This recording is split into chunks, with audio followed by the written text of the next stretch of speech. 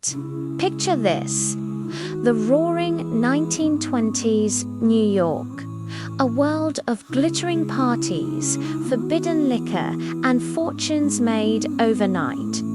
It's a time of impossible dreams. And in this world, there is a man named Nick Carraway. He's our guide, an honest man. Also, he tells us, moving into a small house on Long Island, right next door to a mansion. A colossal, empty mansion that belongs to a man no one has ever seen. A man named Gatsby.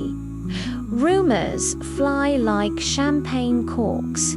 They say he's a bootlegger, a killer, that he's a German spy. The mystery is intoxicating. And then the invitations arrive. Everyone is invited to Gatsby's parties. The most spectacular parties imaginable. Hundreds of people, a full orchestra, an ocean of champagne, all flowing from the endless generosity of a ghost who never joins the fun. Nick finally meets him, and he's not what he expected. Handsome, young, with a smile that seems to understand you perfectly. A man who calls everyone old sport in a way that's charming, yet practiced. This is Jay Gatsby, a man who has everything, but Nick soon learns. Gatsby wants the one thing his money cannot buy.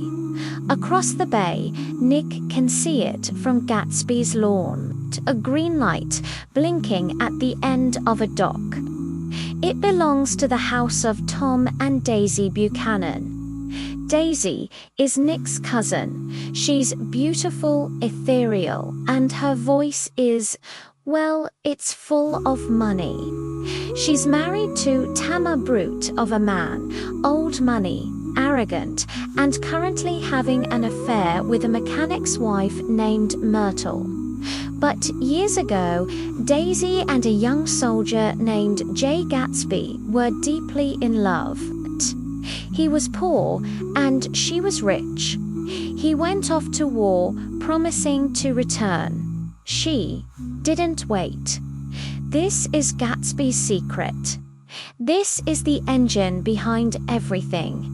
The mansion is across the bay from hers, the parties. He hoped she would one day wander in. The entire spectacle, it's all for her.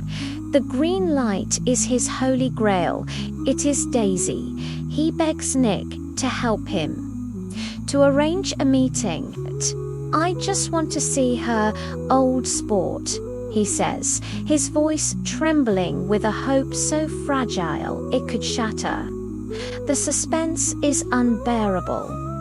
Will she come? What will she say? She comes. Gatsby is a nervous wreck. The meeting is awkward, tragic, and beautiful. And as they reconnect, you see the dream coming to life. He shows off his mansion, raining his beautiful shirts down upon her to prove his worth, and she cries because she understands the sheer, overwhelming force of his devotion. For a moment, it seems the dream might come true. But here is our first moral lesson. You cannot repeat the past. Gatsby wants to erase 5 years. He wants to pretend Daisy never married Tom, never had a child. He believes his money can buy that reality. But the past is a ghost that refuses to be buried. The tension explodes on the hottest day of the summer. They all go to a hotel in the city. Gatsby, Daisy, Tom, and Nick. Tom knows what's happening. The confrontation is brutal. Tom attacks Gatsby's new money, his shady past. You're nothing but a common bootlegger, he snarls. And Gatsby, he fights back, but you can see the cracks in his perfect armor. He's not from their world, and he never will be. To Daisy, she watches the two men fight over her, and under pressure, the dream crumbles. She can't deny her past with Tom. She can't say she never loved him. Gatsby's perfect frozen image of her, it shatters. "Oh, you want too much," she cries to Gatsby. The dream is collapsing in real time. The moral lesson: not all dreams are meant to be caught. Some are just beautiful lights across the water. To grasp them is to destroy them. In a fit of rage and confusion, Daisy drives Gatsby's iconic yellow car home, with Gatsby in the passenger seat. And on the way, she strikes and kills a woman. That woman is Myrtle, Tom's mistress. They don't stop. They flee the scene. The world closes in. Gatsby will take the blame. He will wait outside Daisy's house all night, like a knight guarding his queen, believing she will still call for him, that they will still run away together. But Nick knows the truth. "They're a rotten crowd," he tells Gatsby. "You're worth the whole damn bunch put together." It's the only genuine compliment Gatsby ever receives. The next day, the phone is silent. Daisy chooses her safe, wealthy world with Tom. She and Tom conspire, letting Gatsby take the fall.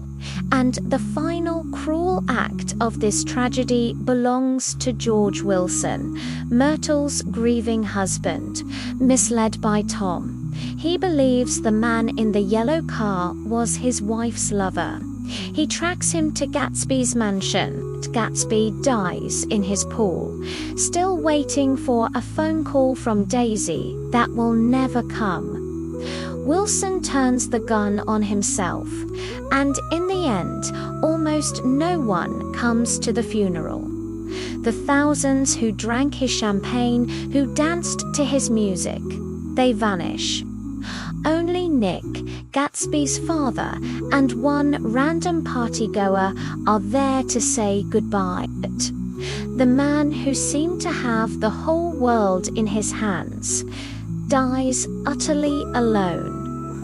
The final, devastating moral lesson: the pursuit of wealth and status is a hollow goal. It attracts false friends and obscures true love. Gatsby's fatal flaw wasn't his love for Daisy. It was his belief that he needed to become a wealthy king to be worthy of her.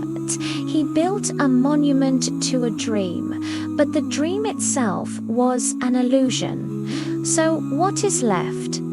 Just the memory and a warning. We are all, in some way, stretching our arms out towards a green light, towards a future we dream of. But we must ask ourselves, are we reaching for something real? Or are we, like the Great Gatsby, chasing a light that will forever be just out of reach, blinded by a glorious, but ultimately empty, dream? If you enjoyed this story, don't forget to subscribe and let me know in the comments what novel you'd like me to tell next.